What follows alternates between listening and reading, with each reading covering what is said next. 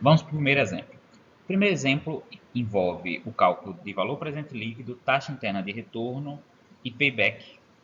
Os dados são os seguintes: a gente tem aqui desse lado custo de exploração e perfuração de poços, custo de instalação de equipamentos, custo de produção, valor residual do equipamento, preço do barril e taxa de desconto. Lembrando que aqui é VPL. A gente vai ter uma série de fluxos de caixa e a gente vai descontá-los a uma taxa de desconto no tempo. E também teremos os fluxos de saída. De forma mais simples é o seguinte: a gente tem aqui o fluxo de caixa, que são todos os fluxos que a gente vai ver na tabela. Embaixo a gente tem a taxa de desconto e o N é o tempo. E a gente faz o somatório de todos esses descontos menos o investimento. Também como dados nós temos a produção em milhões de barris de cada ano. Partindo para o cálculo, a gente pode verificar que aqui no ano zero a gente não tem entrada nenhuma. No caso, a gente não tem receitas. Por quê? No ano zero é onde a gente faz a exploração, a perfuração de poços, a instalação de todos os equipamentos. Então a gente só tem as despesas. No caso, a gente tem investimentos para que a gente possa ter produção. Então, se a gente for aqui, a gente vai ver que os 63 milhões são a soma do custo de exploração e perfuração de poços e o custo de instalação de equipamentos. Seguindo adiante, a partir do ano 1 até o ano 10, a gente vai ter como despesas a produção, né, sublinhando aqui essa célula, a gente vai ter a produção, que para o ano 1 foi de 2,8 milhões de barris, né, 2,8 vezes 1 milhão, e o custo de produção, que para esse exemplo é de $20 por barril. Fazendo essa conta, a gente vai ter que a despesa no ano 1 é de 56 milhões de dólares. As receitas, de forma semelhante, a gente tem também a produção em milhões de barris, vezes o preço do barril, que nesse exemplo é de 30 dólares por barril. O fluxo de caixa, então, é a diferença entre esses dois valores. Temos os 84 milhões que a gente teve de receita, menos os 56 milhões que a gente teve de despesa nesse ano. Da mesma forma, é feito para todos os anos, e a gente vai ter o fluxo de caixa para cada ano.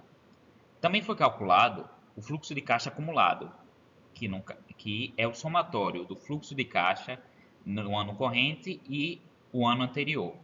Para que serve isso? Isso vai servir para a gente saber o payback time, ou seja, a partir de que ano a gente tem retorno. Se a gente verificar aqui, a gente tem que nos primeiros anos a gente só tem prejuízos, né? Todos os valores da gente aqui, pelo menos no fluxo de caixa acumulado, a gente tem apenas despesa e a gente começa a ter lucro a partir do ano 3, né? Ou seja, na virada do ano 2 para o ano 3 a gente tem lucro.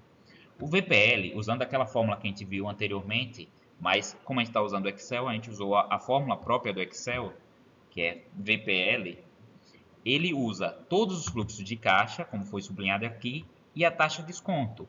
Esse fluxo de caixa que a gente usou, eles já estão cada um no tempo, né? Cada um referente a um ano. E a taxa de desconto é o valor fixo que foi dado anteriormente. Usando a fórmula do Excel, a gente encontra o valor de 44 milhões. Ou seja, no final a gente sabe que esse projeto é viável, ele tem um lucro no final de 10 anos de 44 milhões de dólares, né? Então a gente calculou tudo em dólar. Da mesma forma, a gente também calculou a taxa interna de retorno. A taxa interna de retorno, lembrando mais uma vez, é a taxa máxima possível a esse projeto. Como assim? É a taxa pela qual despesas e receitas se equivalem. Se eu colocar aqui 30, aqui na taxa de desconto, a gente vai ver, não ficou zero porque deve ter alguma casa decimal, mas o valor cai drasticamente, né? Numa taxa de retorno de 8%, a gente tem um valor de 44 milhões e é uma taxa de desconto de 30%, a gente tem R$ 1.000, né? Você investir $1.000, você investir por 10 anos para ter um retorno de 1.000, não é legal. E para que serve o payback? O payback é o tempo que dura para a gente ter retorno do nosso investimento. Ou seja, investimos 63 milhões para produzir petróleo e em quanto tempo eu vou reaver esse dinheiro? Quanto tempo eu saio do negativo e passo a ter lucro? A gente vê aqui pelo fluxo de caixa acumulado que é na virada entre o ano 2, né, que a gente sai de menos 10 milhões, para o ano 3, onde a gente passa para 12 milhões positivo. Né? Em algum lugar nesse meio tempo, a gente passa a ter lucro.